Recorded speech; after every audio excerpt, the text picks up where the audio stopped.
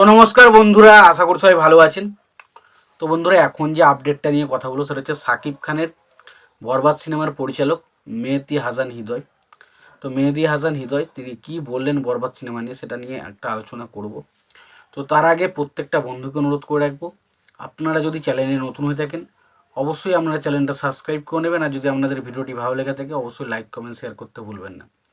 তো দেখুন, মেহেদী হাসান হৃদয় তিনি যেটা বলেছেন, তো সেটা হলো যে তার এই যে বরবাদ সিনেমাটা, এটা কিন্তু তিনি শুধু হাইপ বাড়ানোর জন্য সিনেমাটা বানাননি। তিনি যে হাইপ বাড়ানোর চেষ্টা করতেন, তিনি পরপর কয়েকটা ছবি এটা ওটা করে হাইপ বাড়াতে পারতেন, বাট তার কিন্তু অ্যাকচুয়ালি উদ্দেশ্য কিন্তু হাইপ বাড়ানো নয়। তার উদ্দেশ্য হচ্ছে একটা ভালো ছবি বানানো।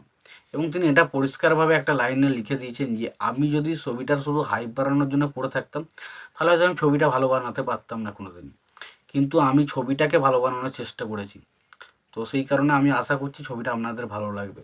তো বোঝাই যাচ্ছে যে মেহেদী হাসান হৃদয় তিনি কিন্তু প্রচণ্ড বেশি কনফিডেন্ট এবং তিনি খুবই এক্সাইটেড ছবিটা নিয়ে।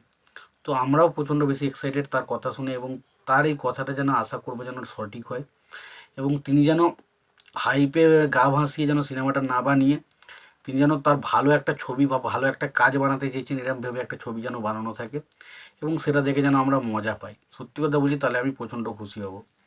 তো আমার কাছে কিন্তু এই সিনেমাটা বেশ বেশ মানে কি বলবো, একটা আশার আলো কিন্তু দেখতে পাচ্ছি।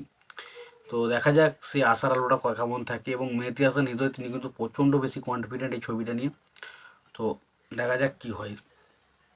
তো বরবাদ সেটা কি আবারও সেই তুফানের কোনো রেকর্ড কি ব্রেক করতে পারে? তুফানের যে রেকর্ডটা বা মাইলস্টোনটা মানে সৃষ্টি করেছিল সাকিব খান, সেই মাইলস্টোন কি ছুঁতে পারে? সেটা তো সময় এলে জানতে পারবো। এবং তার পাশাপাশি যে বিভিন্ন রকমের আপডেট কিন্তু উঠে আসছে যে সাকিব খানের ইদিকা পালে যে ডাবিংটা সেটা মোটামুটি কমপ্লিট হয়ে গেছে এরকম জানতে পারছি, এবং তার পাশাপাশি সাকিব খানের কিছু ডাবিংয়ের কাজ চলছে। তো এরকম বিভিন্ন রকমের বিভিন্ন আপডেট কিন্তু বরবাদ রিলেটেড উঠে আসছে। তো সেগুলো আপনাদের জানানোর চেষ্টা করলাম। তবে এটুকু বলছি, বরবাদ সিনেমা নিয়ে কিন্তু এই ছবির পরিচালক প্রচণ্ড বেশি কনফিডেন্ট, এবং তিনি বারবার একটাই কথা বলছেন, আমি যেটা দেবো সেটা কিন্তু মানুষের পছন্দ হবে। তো যদি মানুষের পছন্দ হয় তাহলে বক্স অফিসে ভালো রকম একটা ফলাফল অবশ্যই দেখতে পাবো, আশা করা যায়।